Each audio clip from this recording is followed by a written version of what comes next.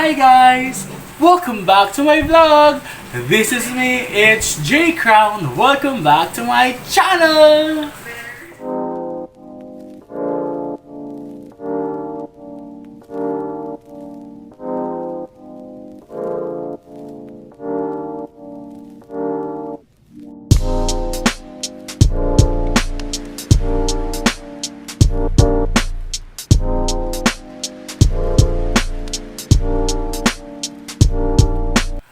There you have it! Kamusta kayo? Ayan. So ngayon, sa vlog na to, may i-share ako sa inyo na something that I'm proud of. Hindi siya experience, hindi rin siya tao or may character. Hindi, may i-share ako sa inyong dish na I think affordable, swak sa budget. Okay?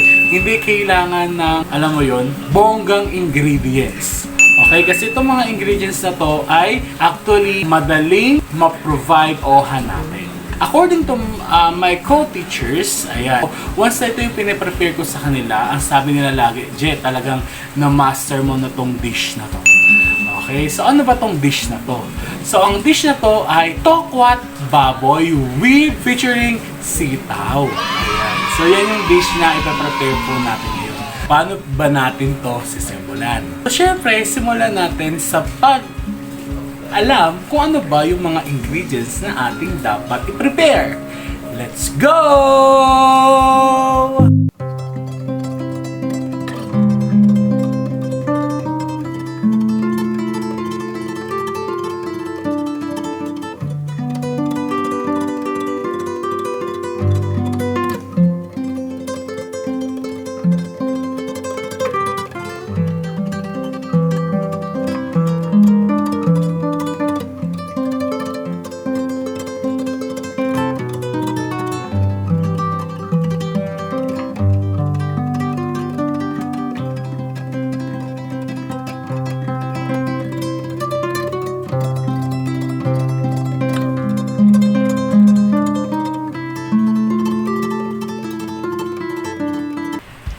So, nakita nyo na yung mga ingredients na kailangan natin i-prepare. So, anong masasabi nyo? Comment down below. So, ngayon, samahan nyo naman ako. Slice, chop, prepare lahat ng mga ingredients para makapagluto na tayo.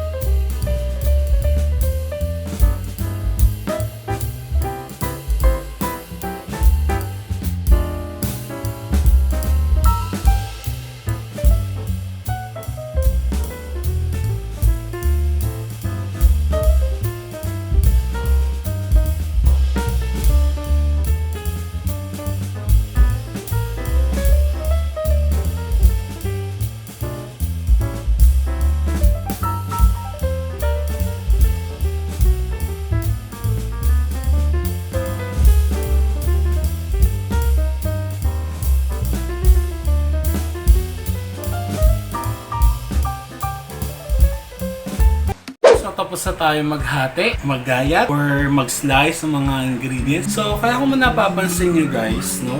In-slice or chin-up na natin tong tokwa. It's just because ito yung nagbibigay ng uniqueness. Kaya mo yung uniqueness. Bakit siya naging unique? Kasi itong tokwat baboy natin, tinatawag itong crunchy tokwat baboy. Kasi kung mapapansin nyo, kapag ipiprito natin, yung tokwa ng buo pa lang siya, may tendency na yung outer layer lang niya, yung totally maging crunchy. Then pagdating sa loob, medyo soft na yung texture. Same with our pork. No, chinap na natin into cubes yung pork natin. Ready nang lahat? Pwede na tayo mag-flight sa pagluluto. Let's go!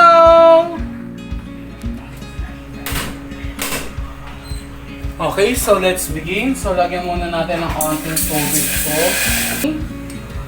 Pork, butter. Ayan. And then dito naman sa ating kawali, so maglalagay tayo ng mantika. Ayan. Dito natin guys lulutuin yung tokwa. Kapag mainit na guys, umating ilalagay na natin. So antayin natin guys na mag-golden brown yung tokwa at saka maluto o maging crispy na yung ating pork. Kung nakikita nyo may mga golden brown na tokwa, kukuhain na natin sila. Kasi ibig sabihin doon, toasted na sila. Okay guys, done na tayo with our first batch ng tokwa. Now, let's proceed for the second batch.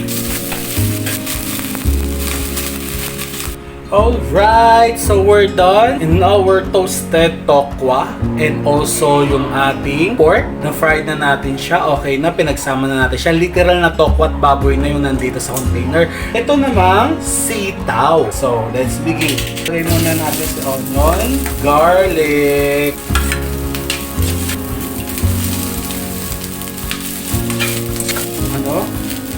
Lagyan natin siya ng 1/2 cup of water para mag-simmer. Oyster sauce para naman kumulay. Let's simmer it for 3 minutes. Okay, so luto na ang ating sitaw. Okay na yan. Blanch lang po natin 5 minutes. Now, lagay na natin ang ating tokwa at baboy. After mailagay ang tokwa at baboy, lagay na po natin ang oyster sauce. Yan. Sarap. Oyster sauce.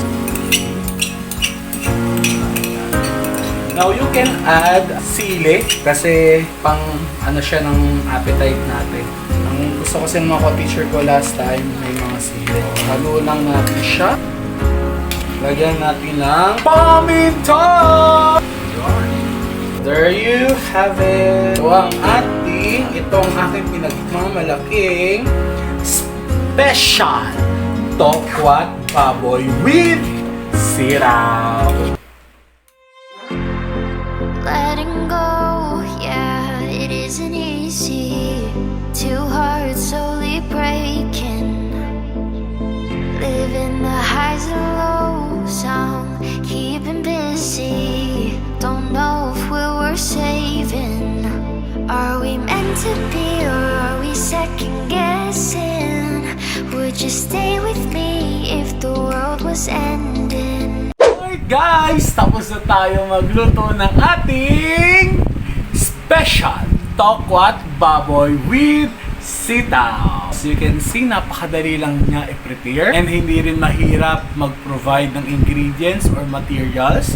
Affordable to para sa lahat. So try nyo rin to. I know madali lang at hindi po kayo mahirapan. So talagang ito po yung aking best dish. Ayan, according sa mga kasama ko before. So kayo rin. So kaya gusto kong i-share sa inyo to eh. Dali na. Kainin mo to.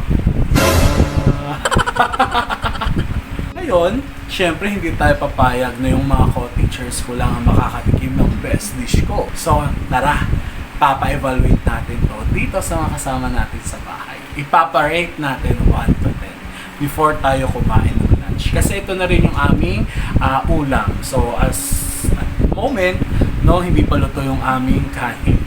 Okay, so let's go. Tara, samahan niyo ako.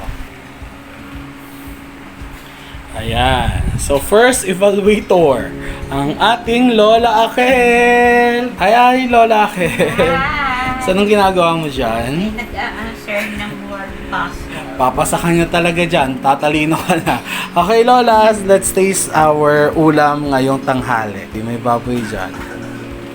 Ayan. Good? Delicious. Delicious. Anong score mo? 10. Yay! May 10 tayo! Thank you, Lola! Welcome. Next, JP! Okay, JP. Okay, so let's taste our tokwa at baboy with siraw. Sabi ko taste lang, hindi lamon. Wala na nang tinira para kay 10-10. 13? 13? Hanggang 10 lang. 10. Okay. Thank you. Ngayon, akit na tayo sa taas.